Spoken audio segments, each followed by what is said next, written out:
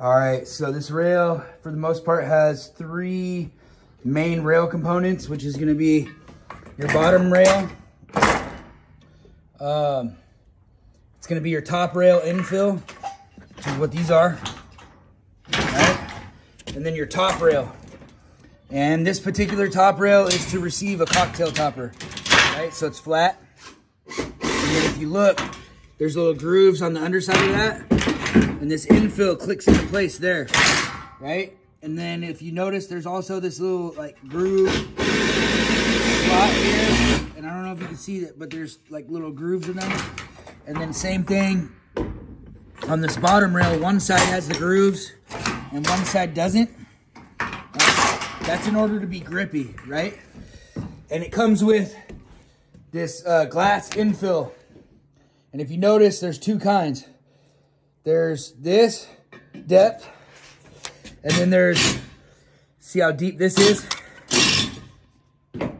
Right? Like that's super deep. And this one's not as deep. Your super deep one, you always want it to be your infill for the top rail. Because if you think about it, to get your glass panel in, you have to slide your glass up and then down into place. So you need to be able to go deeper into the top rail than into the bottom rail, right?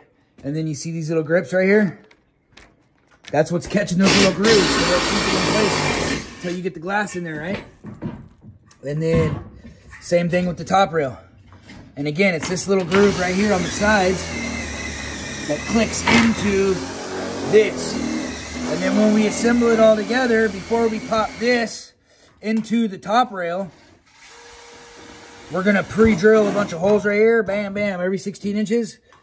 And we're gonna drill panhead screws up through that into our cocktail topper.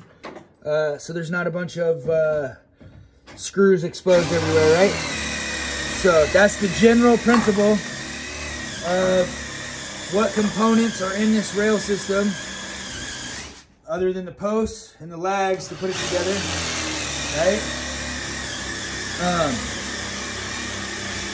That's the general components.